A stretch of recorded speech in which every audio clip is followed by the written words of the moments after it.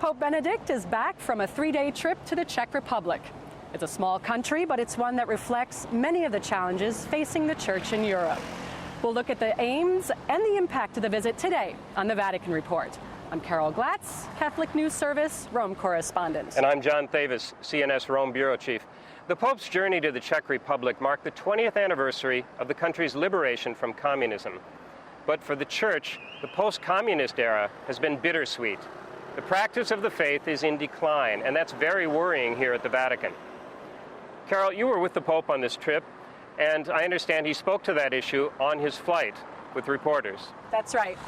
We asked the Pope about the Church's future in a country where 60% of the people profess no religious belief and where Catholics are a small minority. Now, rather than lament these numbers, the Pope told us that it's often been a creative minority that determines the future. And he was inviting the Catholic minority to do just that, to think of itself as a proactive, creative body that can make Christian values come alive again and make them relevant in society. And really, that's what the Pope was trying to do personally during his visit. His main goal seemed to be to connect the country's Christian history with its contemporary values and way of life. Now, he praised the peaceful overthrow of the communist regime in 1989, but he warned that no society, no matter how democratic, can maintain a healthy sense of freedom without guidance from the truth found in God, which, of course, is a main theme of his entire pontificate. Carol, you were on the scene. Tell us about the tone of these encounters and the reaction among the people. Well, you know, Pope Benedict is very careful about trying to create a very positive tone and to come with open arms on these trips. He seeks to win his audiences over with logical, positive persuasion, not by condemning and finger-wagging. Now, the Czechs themselves responded in a very respectful and thoughtful manner. Even people who weren't Catholic were interested and curious to see what this trip was about. Now, the Pope's visit fell on a 3-day holiday weekend, so that did mean Prague was noticeably quiet. Now, surprisingly, the Czech media gave continual coverage to this trip. Television, radio, newspapers, commentators, they were all there in full force every step of the way, explaining the visit and the Pope's message. One big event was the Pope's meeting with scholars in Prague, and he spoke there about the relationship between academic freedom and faith.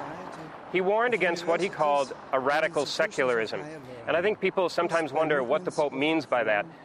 The Pope himself actually summed it up pretty well when he said it's an understanding of reason that is deaf to the divine and that considers religion an irrelevant subculture. The Pope wants a dialogue of cultures, but he says that's impossible unless you take religion seriously.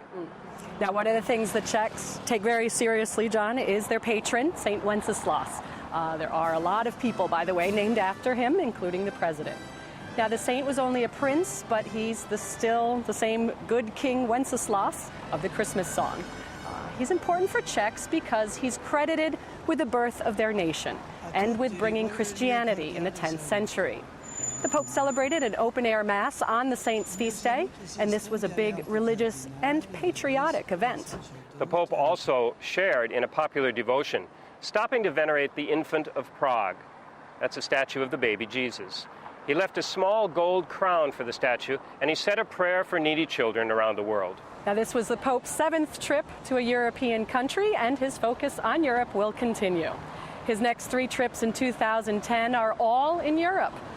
We'll have Malta, Britain, and the Marian Shrine of Fatima in Portugal.